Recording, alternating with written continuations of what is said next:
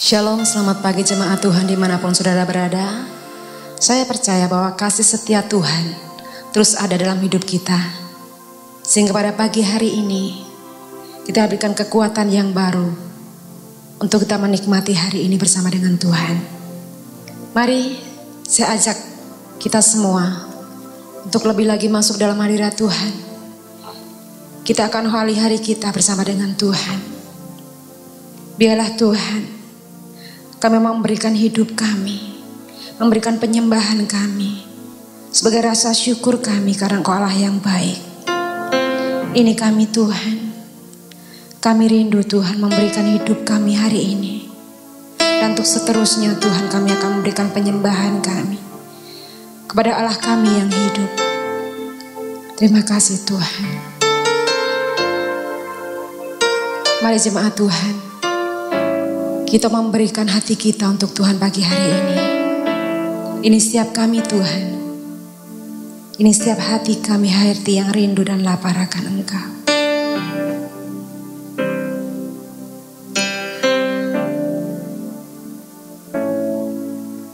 Tuhan, ku berikan semuanya,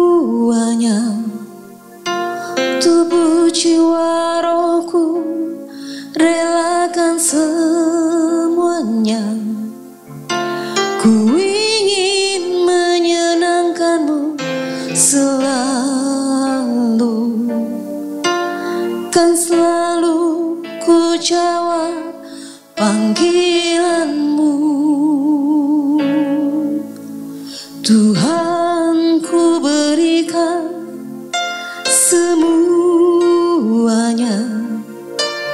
tubuh jiwa rohku, relakan semuanya.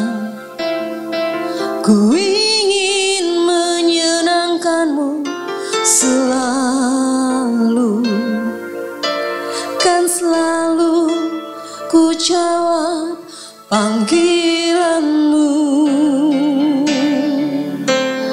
Ajari aku mengerti perasaanmu, mengerti detak jantungmu.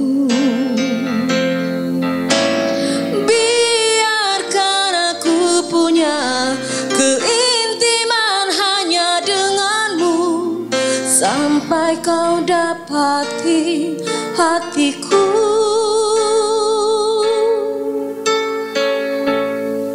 Seirama dengan hatimu. Mari lebih lagi kita bawa hidup kita bagi Tuhan. Tuhan, ku berikan semuanya,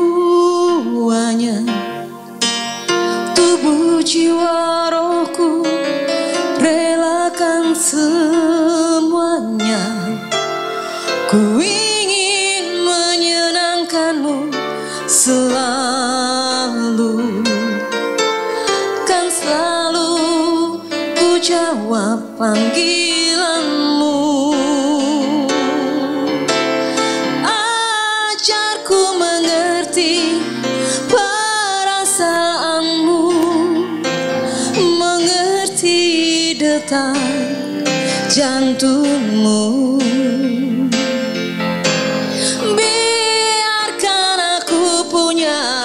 Keintiman hanya denganmu, sampai kau dapati hatiku. Ajari aku mengerti perasaanmu, mengerti detak jantungmu.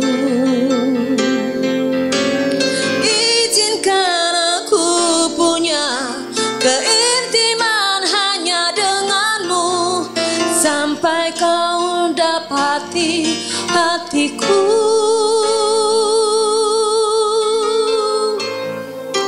Serupa dengan hatimu, oh, seirama dengan hatimu.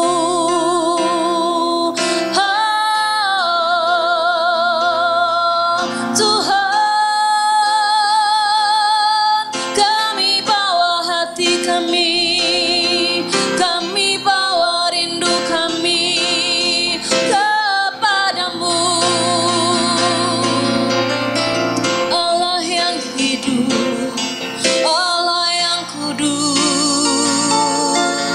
Kau Allah mulia, kami sembah,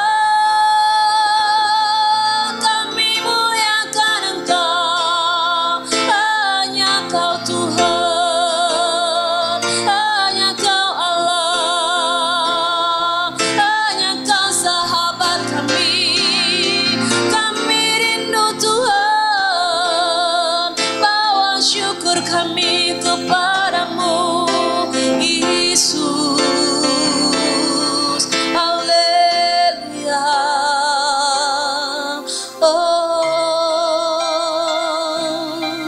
terima kasih Roh Kudus, terima kasih. Lawatanmu ku perlu, urapanmu Tuhan.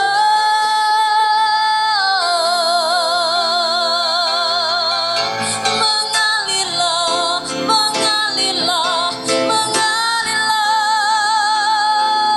Haleluya.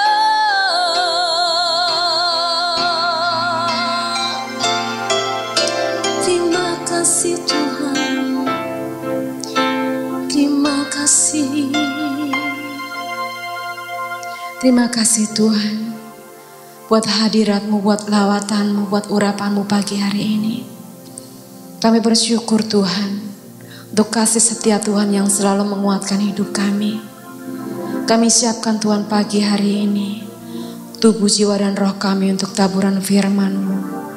Mari Tuhan bentuk setiap hati kami, untuk menjadi hati yang lebih murni di hadapan-Mu. Layakan kami Tuhan, untuk selalu menyenangkan hati Tuhan. Biar hati kami seirama dengan hati-Mu, membawa kemuliaan bagi nama-Mu. Terima kasih Tuhan, kami menyambut firman-Mu pagi hari ini. Demi nama-Mu Yesus Kristus Allah yang selalu mengasihi kami, kami berdoa. Haleluya. Amin. Salam Bapak Ibu yang dikasihi Tuhan, kita boleh bertemu kembali dalam doa pagi online bersama GKI Pondok Daud. Saya percaya Bapak Ibu Saudara dimanapun berada, doa dan harapan kami, Saudara, dalam berkat-berkat Tuhan yang luar biasa. Oleh karena Tuhan ada di dalam setiap kehidupan kita bersama. Saudaraku yang dikasihi Tuhan, pada pagi hari ini masih berbicara tentang restorasi hati. Dan pada pagi hari ini saya akan saringkan tentang luka hati. Tak bisa dipungkiri, hampir setiap kita pernah mengalami yang namanya luka hati. Tentu luka hati banyak hal yang menjadi penyebabnya. Mungkin karena disakiti, dikhianati, digosipkan, dipitnah, atau bahkan diperlakukan tidak adil terhadap orang lain. Dan apabila luka hati tersebut tidak segera diatasi, akan menimbulkan masalah yang serius dalam diri seseorang. Contoh adalah anak kecil ketika lari-lari dan jatuh, ada luka kecil, berdarah. Jika tidak terus dirawat, diobati, maka saya ingin percaya luka yang kecil itu akan bertambah besar. Kalau orang Jawa bilang babrak. Berbicara luka hati adalah sebuah keadaan dalam batin seseorang, menimbulkan perasaan marah, benci, kecewa, pahit hati yang mendalam sebagai akibat dari penolakan semena-mena dari orang lain. Luka hati ini bisa diperparah bukan perbuatan orang lain saja yang menyakiti, tetapi bisa juga sikap hati kita terhadap perbuatan orang lain. Jadi sikap hati kita, respon kita, hati kita terhadap seseorang yang membuat luka hati. Saudara, berbicara tentang luka hati, saya masih teringat penyanyi campur sari, maestro, yaitu Didi Kempot. Salah satu lagu yang berjudul Tatu. Iya saudaraku, beginilah liriknya. Senajan kowe ngilang, ra bisa tak sawang. Nanging neng ati tansah kelingan, manise janji janjimu kuwi kelarani ati. Senajan aku loro ning isih kuat nyonggo, tatu sing ana dodo.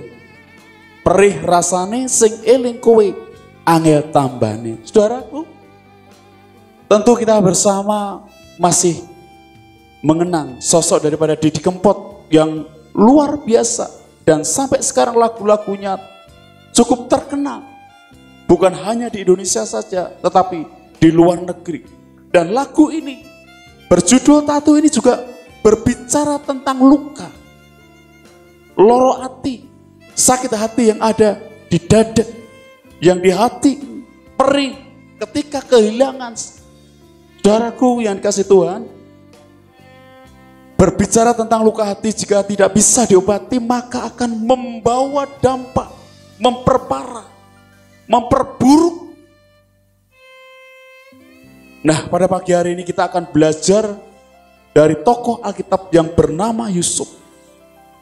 Orang yang sesungguhnya punya alasan kuat dia untuk luka hati. Tetapi saudaraku yang dikasih Tuhan, luka yang ada sebetulnya bisa teratasi. Seperti halnya Yusuf, ketika tidak diperlakukan adil dari saudara-saudaranya, dimusuhi, dibenci, diperlakukan tidak adil, dibuang, disumur, dijual, dipitnah. Namun demikian Yusuf membiarkan dirinya tidak larut dalam luka hati, kekecewaan, dalam pemberontakan. Mari sebelumnya saya ajak untuk merenungkan satu ayat kebenaran firman Tuhan, Kejadian 45 ayat yang keempat. Demikianlah kebenaran firman Tuhan pada pagi hari ini. Lalu kata Yusuf kepada saudara-saudara itu, marilah dekat-dekat. Saya ulangi sekali lagi. Lalu kata Yusuf kepada saudara-saudaranya itu, marilah dekat-dekat, maka mendekatlah mereka. Maka mendekatlah mereka. Kita akan belajar kenapa Yusuf tidak luka hati kepada saudara-saudaranya ketika saudara-saudaranya membuat luka hati kepada Yusuf. Yang pertama, saudaraku, Yusuf merindukan perdamaian, bukan permusuhan. Di saat Yusuf ketemu dengan saudara-saudaranya, apa yang dikatakan oleh Yusuf? Marilah dekat-dekat, maka mendekatlah mereka, yaitu saudara-saudara daripada Yusuf. Jadi Yusuf merindukan perdamaian bukan permusuhan, sehingga terjadi rekonsiliasi antara Yusuf dengan saudara-saudaranya yang telah menyakiti, yang telah membenci, yang telah memusuhi. Ketika ada rekonsiliasi, terjadilah hubungan yang harmonis antara Yusuf dengan saudara-saudaranya. Melalui perdamaian inilah terjadi rekonsiliasi. Bapak Ibu yang dikasihi Tuhan, Yusuf inilah yang menjadi teladan di dalam setiap kehidupan kita. Seharusnya Yusuf mempunyai alasan untuk membenci, untuk balas dendam, untuk menyakiti saudara-saudaranya yang telah menyakiti, Namun Yusuf ketika bertemu dengan saudara-saudaranya tidak membalas tetapi merindukan perdamaian, bukan permusuhan. Yang kedua, saudaraku yang dikasih Tuhan, Yusuf tidak membiarkan dirinya larut dalam kekecewaan. Yusuf tidak membiarkan dirinya larut dalam kekecewaan. Kebencian tidak ada dalam diri Yusuf, bahkan balas dendam. Yusuf sebenarnya bisa untuk membalas dendam terhadap saudara-saudaranya yang telah menyakiti, yang telah memusuhi, yang telah membenci.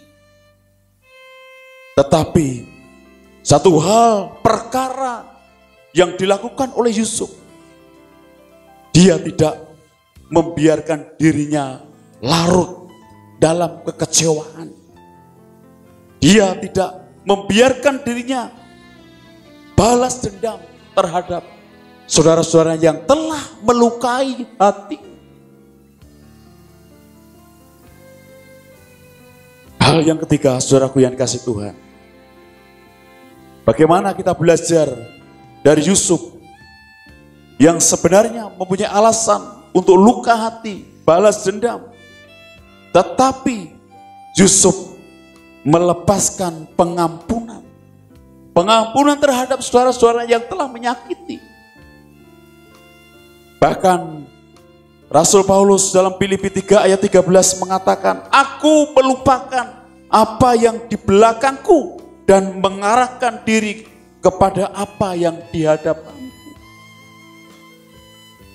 Paulus ini juga menyatakan kepada kita sekalian supaya kita melupakan apa yang ada di belakang dan mengarahkan diri kepada yang ada di hadapan. Yusuf juga melupakan segala kekecewaan, luka hati, sakit hati terhadap perbuatan-perbuatan yang dilakukan oleh saudara-saudaranya pada saat itu. Nah, saudaraku yang dikasih Tuhan, pada pagi hari ini mari bersama-sama. Sekali lagi, kita tidak pernah pungkiri kita telah mengalami yang namanya luka hati. Yang mungkin bahkan saat ini ada di dalam setiap hidup kita, hati kita. Dan kita boleh belajar bersama-sama tentang tokoh daripada Yusuf ini. Yusuf merindukan perdamaian, bukan permusuhan. Hal yang kedua, Yusuf tidak membiarkan dirinya terus larut dalam kekecewaan. Tidak ada balas dendam. Dan hal yang ketiga, Daud melepaskan pengampunan terhadap saudara-saudaranya yang telah melukai hatinya. Inilah yang boleh saya sampaikan pada pagi hari ini dan yang menjadi ayat penutup renungan doa pada pagi hari ini. Mazmur 147 ayat 3. Ia menyembuhkan orang-orang yang patah hati dan membalut luka-luka mereka. Pada pagi hari ini, ketika kita memiliki luka hati, Allah yang sanggup menyembuhkan setiap kita. Allah yang sanggup membalut setiap luka-luka kita. Mari bersama-sama teladani akan Yusuf yang merindukan perdamaian, tidak membiarkan dirinya larut dalam kekecewaan, bahkan dia mau melepaskan pengampunan terhadap saudara-saudaranya yang telah membuat luka hati. Kiranya renungan pada pagi hari ini boleh menjadikan kekuatan di dalam setiap kehidupan kita bersama. Amin. Mari berdoa bersama-sama. Bapa di surga, pada saat pagi hari ini kami boleh bersyukur. Kami boleh merenungkan akan kebenaran firman Tuhan. Tuhan, ajar kami terus meneladani akan Yusuf ketika dia disakiti oleh saudara-saudaranya, dia merindukan perdamaian bukan permusuhan. Dia tidak larut dalam kekecewaan, bahkan dia telah melepaskan pengampunan terhadap saudara-saudaranya yang telah menyakiti. Oleh karena itu Bapa di surga, pada saat pagi hari ini, kiranya renungan firman Tuhan ini boleh menjadi kekuatan bagi kami. Terima kasih, hanya di dalam nama Tuhan Yesus Kristus kami bersyukur. Haleluya. Amin.